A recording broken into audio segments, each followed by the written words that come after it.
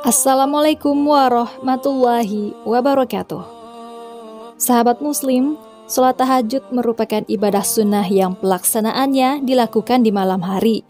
Sholat ini juga sebagai amalan tambahan bagi siapapun yang ingin melengkapi kekurangan dari sholat-sholat fardunya. Allah Subhanahu wa Ta'ala berfirman, "Dan pada sebagian malam hari, tahajudlah kamu sebagai suatu ibadah tambahan bagimu." Al-Quran Surah Al-Isra ayat 79.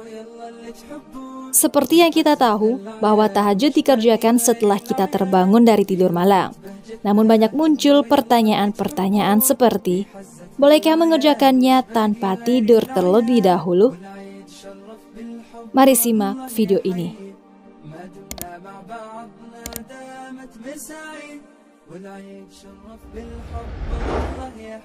Imam Al-Qurtubi dan Imam An-Nawawi sepakat bahwa kata tahajud berasal dari kata hujud, di mana hujud merupakan suatu kata yang memiliki dua makna yang berlawanan, yaitu tidur dan terjaga di malam hari. Sedangkan tahajud itu sendiri bermakna terbangun setelah tidur. Lalu tahajud menjadi nama salah satu sholat. Sholat ini dinamakan tahajud karena seseorang terbangun dari tidurnya di malam hari untuk melakukan sholat.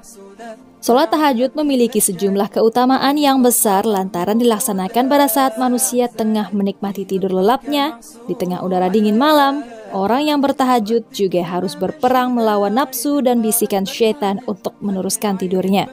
Namun Allah memberikan ganjaran pahala yang besar bagi hambanya yang melaksanakan sholat ini.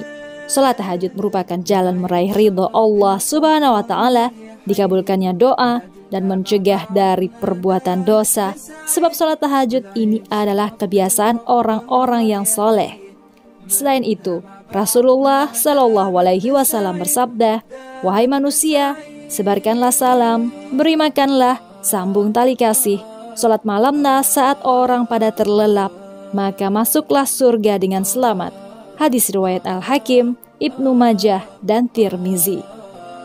Terkait hal tersebut terjadilah pertanyaan dari banyak kaum muslimin tentang waktu mengerjakan sholat tahajud. Apakah harus tidur dahulu atau tidak? Para ulama menegaskan qiyamul lail lebih umum daripada tahajud. Karena qiyamul lail mencakup semua kegiatan ibadah di malam hari, baik berupa sholat, membaca Al-Quran, belajar mengkaji ilmu agama, ataupun berzikir.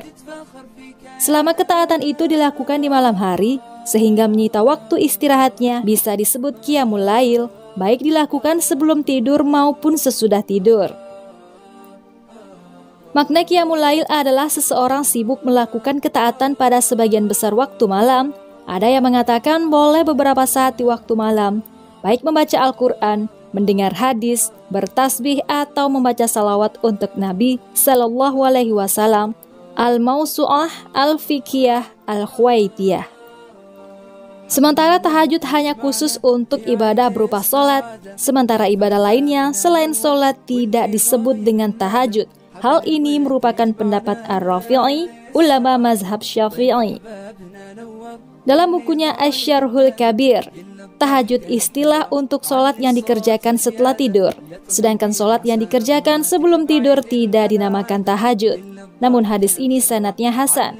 Untuk makna tahajud sendiri ada 3 pendapat dari para ulama, yakni pertama, tidur, kemudian sholat, lalu tidur lagi, kemudian sholat. Kedua, sholat yang dikerjakan setelah tidur terlebih dahulu. Ketiga, tahajud adalah sholat setelah isya. Pendapat pertama bahwa itu adalah pemahaman ulama tabi'in yang menyandarkan pada keterangan bahwa Nabi Sallallahu Alaihi Wasallam tidur kemudian sholat, kemudian tidur lalu sholat.